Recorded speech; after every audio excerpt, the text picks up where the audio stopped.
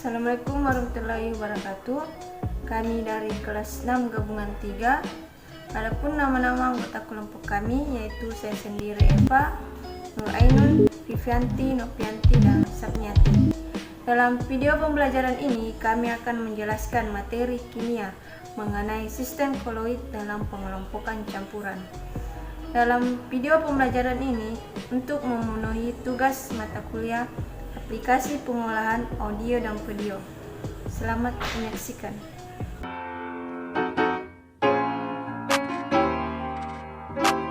Baiklah, di sini saya akan menjelaskan tentang apa itu koloid dan apa saja jenis-jenis koloid. Nah, sistem koloid adalah suatu campuran yang keadaannya terletak di antara campuran homogen atau larutan dan heterogen atau suspensi. Dengan kata lain, campuran koloid merupakan bentuk peralihan campuran dari heterogen menjadi homogen. Pada dasarnya, campuran koloid itu bersifat homogen dan unsur-unsur pembentuk campuran itu sudah menyatu dan sulit dibedakan. Hanya saja campuran itu tidak dibentuk oleh sebaran molekul, melainkan berupa gabungan dari beberapa molekul. Namun, karena bentuknya sangat kecil, gabungan-gabungan molekul itu sulit dikenali lagi. Untuk membedakan sistem koloid dengan sistem pencampuran lainnya, perhatikan tabel berikut ini.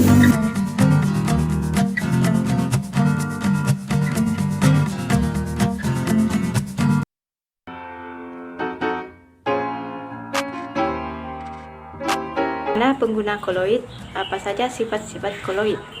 Yang pertama, ada banyak pengguna sistem koloid baik di dalam kehidupan sehari-hari maupun dalam berbagai industri seperti industri kosmetik, makanan, farmasi, dan sebagainya.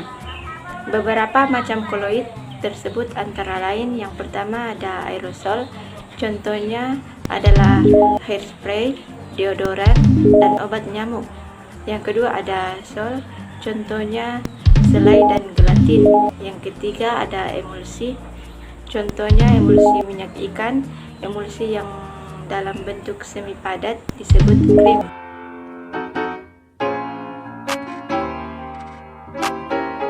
Sebelum membahas mengenai contoh koloid dalam kehidupan sehari-hari, saya akan memberikan beberapa contoh koloid dalam kehidupan industri terlebih dahulu, yaitu 1. Industri makanan, yaitu keju, mentega, dan susu. 2. Industri kosmetik, yaitu krim dan susu. 3. Industri cat, yaitu berbagai macam cat. 4. Industri pertanian, yaitu pestisida. 5. Industri farmasi, yaitu penisilin dan minyak ikan. Saya akan menjelaskan beberapa contoh koloid dalam kehidupan sehari-hari, yaitu 1. Pemutih gula. Gula tebu yang sering kita jumpai memiliki dua warna, yaitu ada yang berwarna coklat kotor dan ada juga yang berwarna putih bersih. Gula tebu yang berwarna putih bersih sebenarnya berasal dari gula tebu yang berwarna coklat kotor yang telah diputihkan melalui koloid yang menggunakan mineral berpori. Setelah itu dilewatkan dalam arang tulang yang menyerap warna gula yang coklat kotor akan berubah menjadi putih bersih. 2. Pengambilan partikel koloid, asap dan debu dari gas buangan pabrik. Elektroforesisi adalah pengedap kotrel yang digunakan untuk memisahkan partikel-partikel koloid. Contohnya seperti asap dan debu yang terkandung dalam gas buangan pabrik. Hal itu bertujuan untuk mengurangi zat-zat polusi udara.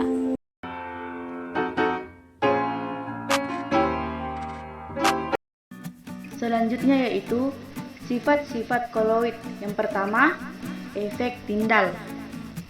Sifat penghamburan cahaya oleh koloid ditemukan oleh John Tyndall. Oleh karena itu, sifat ini dinamakan Tyndall. Seperti yang terlihat pada gambar berikut, terdapat lintasan sinar, kemudian gambar nyatanya. Yang kedua yaitu gerak Brown. Gerak Brown dipengaruhi oleh suhu. Semakin tinggi suhu sistem koloid, semakin besar energi kinetik yang dimiliki partikel medium. Akibatnya, gerak Brown dari partikel fase terdispersinya semakin cepat. Semakin rendah suhu sistem koloid, maka gerak Brown semakin lambat, seperti yang dapat dilihat pada gambar berikut. Yang ketiga yaitu elektroforesis, gerakan partikel koloid karena pengaruh medan listrik. Seperti yang terlihat pada gambar, yaitu terdapat bola ion negatif yang berwarna merah dan bola ion positif yang berwarna kuning. Terdapat juga air dan sumber listriknya. Jika sumber listrik dimasukkan ke dalam air, maka ion negatif dan ion positif akan memisah. Yang keempat yaitu sifat adsorpsi, penyerapan terhadap partikel atau ion atau senyawa yang lain sehingga partikel koloid bermuatan positif, seperti yang dilihat pada contoh berikut. Selanjutnya, koagulasi. Koagulasi adalah penggumpalan partikel koloid sehingga membentuk endapan karena kerusakan stabilitas sistem koloid. Selanjutnya yaitu dialisis. Dialisis proses penghilangan ion-ion yang mengganggu kestabilan koloid dengan cara penyaringan. Contohnya yaitu proses pemisahan hasil metabolisme dari darah oleh ginjal, seperti yang terlihat pada gambar berikut.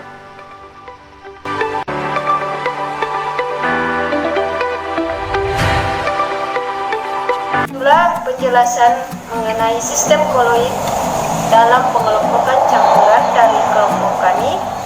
Terima kasih telah menyaksikan video pembelajaran ini. Sekian, Assalamualaikum warahmatullahi wabarakatuh.